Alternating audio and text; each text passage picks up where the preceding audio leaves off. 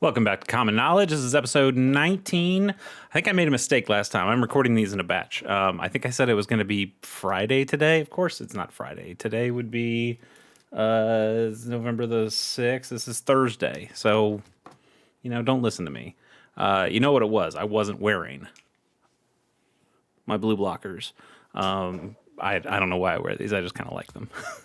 But they're fun. Anyway, let's look at some common cards and see if any of them are good in Pauper. We'll start with Prismari Campus. It's a land. It enters tapped, makes red or blue mana, and you can pay for and tap it to scry 1. There are definitely some dual lands that you can play in Pauper. I suppose you could play this one. 4 and a tap, so essentially 5 mana to scry 1 is ridiculous. I mean, I guess it's fine that it's just tacked onto a land and it's more or less free, like a free ability on the card, but of course it costs mana to use, a lot of mana, too much mana, some might say. So there's just other dual lands you'd use. In Pauper we use a lot of dual lands that come into play tapped like this one does, but they have land types. They have basic land types, so you can island cycle for them, or you can basic land cycle to find them, and that makes it a little bit more worth it because you can search it up. Those color fixed. I mean, this also color fixes, but outside of just drawing it naturally, you're not going to be able to really fetch this kind of a land up. And the scry ability is just not good enough to make that worth it. There's just other lands that you'd use instead. You'd rather use the deserts that ping an opponent, or you'd rather use the gain lands that gain you life. Even those aren't very good. They don't get used a whole lot in Pauper. But I think people would use any of those before they'd use this. That being said, it's a dual land. It's good, but for the most part, you will not even for the most part. I think for any part, you would just not use this land. So we'll give it a. I mean, if I was just trying to be objective, I'd say a dual land is great. You'd give it a 7 or something. But I'm thinking about what you'd actually use in Pauper. And I think for that instance, this gets a 2. So let's keep it moving to Heart Piercer Bow. Did we do this one, or have I just seen this card recently? I think I've just seen this card recently.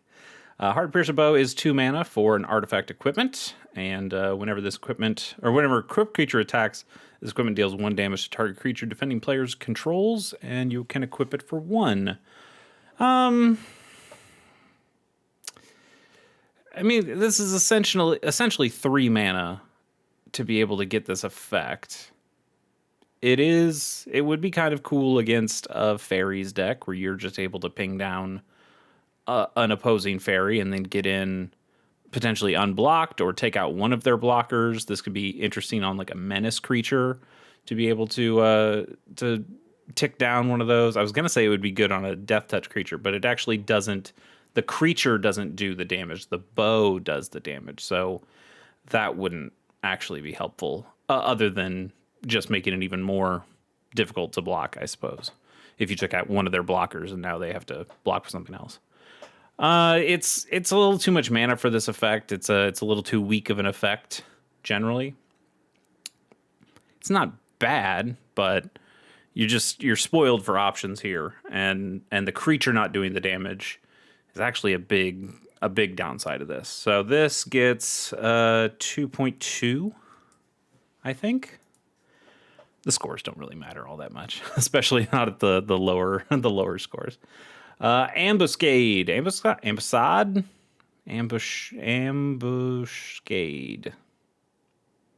Is that a real word? Let me look that up. Is ambuscade a real word or not?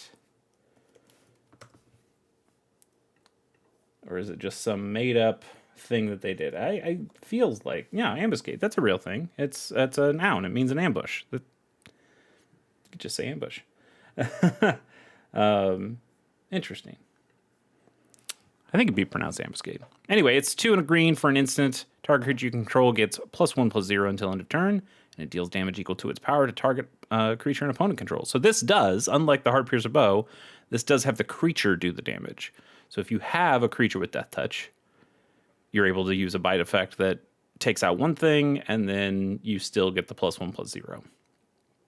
That's cool. That's better. But it's not quite good enough. Like a bite effect should probably at most cost 2 unless it does some real other crazy stuff. And this doesn't do enough other crazy stuff.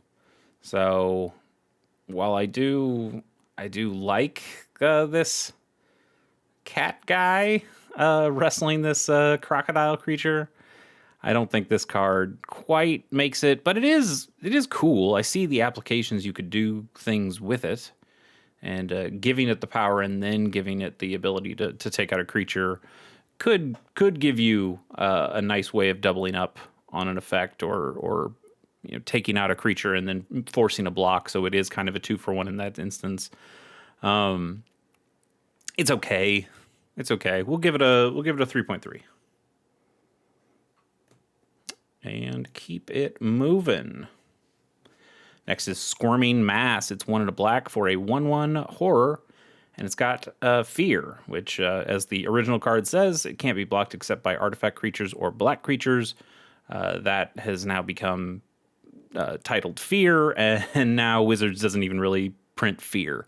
They made Intimidate, which is the same thing, except it's whatever color the creature is, or artifact creatures. So you can have a green creature with Intimidate, but now instead of only being able to be blocked by black and artifact, now it can only be blocked by green and artifact. So they kind of phased out Fear for Intimidate, and I haven't really even seen them use Intimidate much either. So I don't think they love a creature just not being able to block it. I think Wizards ends up liking Menace a lot more, which forces 2 creatures to block. So you still have ways of being evasive, but not just straight up unblockable. I think they generally don't like straight up unblockability unless they've completely built it into the card. There are a couple of recent cards that are just unblockable. I think there's a Tarkir guy who's 2 mana and he's like a 1/3, and I think he mills something when he hits, but he's unblockable. But also he's just a 1/3. Anyway, a 1/1 with Fear is not great.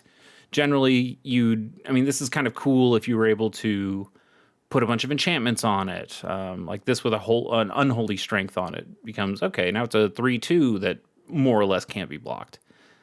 That's kind of cool, but you're more just asking for this creature to be taken out before you're able to put anything on it. And that dulls it a little bit. What also dulls it is that it can be blocked by any artifact creatures.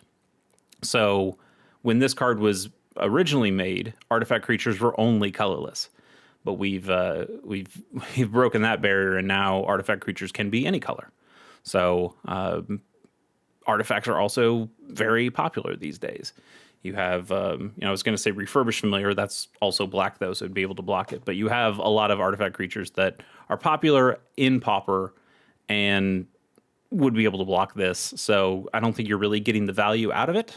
And that makes its value go way, way down at that point. So we'll give it a 1.5 and move right along. Skirk Commando is 1 and double red for a 2/1 goblin. And whenever this creature deals combat damage to a player, you may have it deal 2 damage to target creature that player controls. And it also has Morph for 2 and a red. So you can cast this face down as a 2/2 creature for 3 colorless mana. And then you can pay 2 and a red at any time. It's better than instant speed. It's like this weird free action that Morph gives you. So and it's also unresponsible. Like you can't respond to it even at instant or even at split second speed. It's just a action that you can take at any time as long as you have the mana for it. But it morphs and turns a creature. So what they like for this, the original thought when this came out in Onslaught, is that you'd play this as the morph creature. So it's just a 2/2. And then maybe you have a lot of morph creatures, or maybe you have a bigger creature that's like a juicier thing to block. And so you attack with this and something else. And your opponent doesn't block this. They block something else because they think it's a bigger threat. Then you pay the 3 mana, you flip this, it does the damage, and then it deals the extra damage. It gets the combat damage trigger. Because if you tried to play this on its front side, when the opponent already knows, they're going to do what they can to block this, knowing that they want to stop that additional damage from coming through. Problem is, it just costs too much. You're paying 3 to put it down. You're paying 3 to flip it.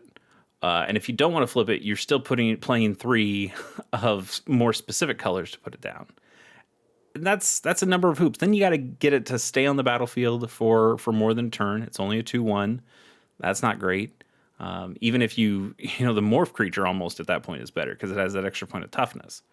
But so you're giving up some toughness to get that extra ability. You get to do that maybe once before the opponent wises up, or you have a way of clearing the board and letting this creature get in. But if you do that, the damage that this does only deals damage to another creature, to another target creature the opponent controls. And if you've already cleared their board of creatures to be able to let this get in, well, then where's it being able to point the damage?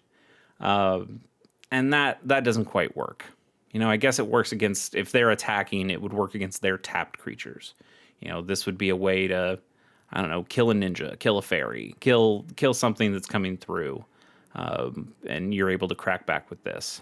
But I think that's a little too narrow. And as much as I like this Onslaught art, and I do remember that pretty fondly, and honestly, I don't even hate this art that we have for this Masters 25 version. I don't think it's quite there. So let's give it a 2.3. I'm really down on Skirt Commando. Our next card is Witness the End for 3 and a black. It's a sorcery, and even though you paid black to cast it, it has Devoid, which means this card actually has no color. It has a color identity, because you're still paying a mana symbol. It still has a mana symbol on the card, but the card itself is colorless, so you can't, you wouldn't be able to blue elemental blast or red elemental blast this anyway, but you certainly can't do it because it has no color. Anyway, the card itself says target opponent exiles 2 cards from their hand and loses 2 life. That's not bad. You just get the cards gone completely, and they lose a little bit of life. 4 mana is too much. You can get discard 2 for 3 mana. You can get discard 2 for 2 mana. Hymn to Torok, which is banned in Pauper. Because it's too good. Making opponent lose 2 cards for just 2 mana is a little rough. I guess Wrench Mind can do that too. They can either discard 2 cards or discard an artifact card. So there's opportunities for you to make them discard 2 cards with just 2 mana. So making them exile 2 is better because your terror deck doesn't get to throw extra instants and sorceries in the graveyard. Your dredge deck doesn't get to put big creatures in the graveyard. Those cards are just gone.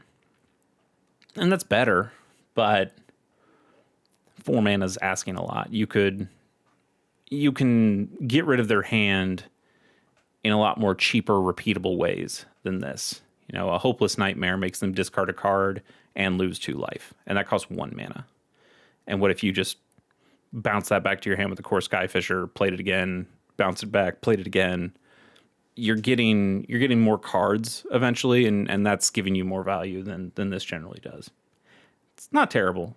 But it's not good enough to really make it. I'll give it a 3.5. Yeah. Waylaying Pirates is 3 and a blue for a 3/3 human pirate, and when it enters, if you control an artifact, you tap target artifact or creature an opponent controls and put a stun counter on it. This is from Lost Caverns of Ixalan, and I don't think I've ever seen this card. I've opened a decent amount of packs from it, but I don't remember this one specifically. Maybe because it's just not a very memorable card. This is easy enough to do in Pauper. Artifact decks are all over the place. There's plenty of artifact tokens, whether it's clue tokens or map tokens, food tokens. You have plenty of artifact-specific decks. You have decks that will use the artifact lands, either the bridges or the normal ones, the Mirrodin ones.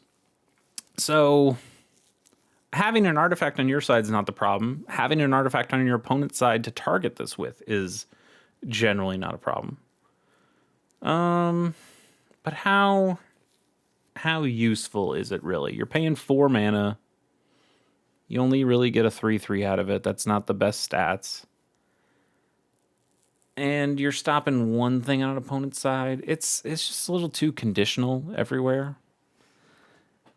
And I think the effect is just not quite strong enough. It would have to, maybe if you put 2 stun counters on it, you could really get rid of something from combat for a while. I don't know. It's okay. It's okay. You could certainly put this in a deck and make it work. But would there be better options for it? And the answer is probably yeah. So let's give this 4. I think we could give this a 4. And keep it moving to Laurel Campus. We just did this kind of. We did the red-blue version, not the red-white version. So it would get the same score. Or I thought the other one wasn't a campus, right? Or was no? It was a campus. It was a campus. So these are the same. So we'll just move on. We don't need to repeat cards like that. Norwood Ranger. I do love this art. I do love this art. It's had the same art the whole time. Single green mana for a 1/2 Elf Scout Ranger. They added Ranger because the card's called a Ranger. So, it has to be, right? That's it. It's a vanilla creature. It's not good enough. But it is great art. Good job, Ron Spencer. This is a 1.1. I can't even give it its power and toughness because being vanilla is just not quite enough on that one. It does give me some real nostalgia though. Vandalize is 4 and a red for a sorcery that says choose one or both. You can destroy target artifact and or destroy target land. Okay. Land destruction is unlike a lot of formats. Land destruction is a viable strategy that will not get you yelled at. At least not get you yelled at as much as something like it would in Commander. There are even specific decks that are built around land destruction. Gruul Panza is a deck that you'll see. I think it's fallen out of favor a little bit, but it's still around. But 5 mana for that effect. I mean, yeah, you get an artifact, and I did mention before artifacts are pretty popular in Pauper. Easy for me to say. And, decks with lands. I hear there's a lot of decks with lands. But yeah, for 5 mana, there's just other options. I don't really think the artifact destruction is useful enough to make it cost as much as it does. You have Stone Rain that costs 3. You have Shatter that costs 2. This says, well, what if Shatter and Stone Rain were put into the same card, and you had to pay both of their mana costs for it? Ugh. I mean, yeah, I guess it frees up a card slot, but nobody really plays Shatter, and I don't even think Stone Rain really makes it into the Panza deck. I think there are just other options that you use instead of Stone Rain, and that's honestly one of the cheapest land destruction effects already. So I don't see this really going anywhere. We'll give it a 3.6. Final card of the day is Quandrix Pledge Mage. It's 1 and a hybrid Simic and a hybrid Simic. So you can pay green or blue and then another green or blue. For a 2/2 Merfolk Druid, it's got Magecraft. So when you cast or copy an instant or sorcery spell, you put a 1/1 counter on this creature. That's not terrible. It's really not. You got plenty of decks that are playing instants and sorceries. This thing could get real buff real fast. It's a shame that it doesn't have any sort of evasion, flying, or heck, even, it's a Merfolk, give it Island Walk or something. And sure, it only works against a handful of decks, but when it does work, you'd be happy that it works. But there are just other ways of making big creatures in Pauper, and I just don't think you necessarily need this. The deck I think it would go in most would be like a Tolarian Terror deck that you're playing a lot of instants and sorceries in, and you just have more efficient ways of making creatures. This creature could become bigger than any of those creatures, but it does take a lot of time. It gives your opponent a lot of chances to remove it. It doesn't have any protection in that way either to stop an opponent like the Terror. The Terror has Ward too, so that helps to keep it on the board a little longer than something like this. So, and also you give an opponent a chance to respond. If you do try to cast a Brainstorm or something, they can Lightning Bolt this before it gets the counter. And then it kind of feels like you've wasted a card. But I don't hate it. This was probably pretty cool and limited. I would have liked to play with a card like this. I didn't play during Strixhaven. Man.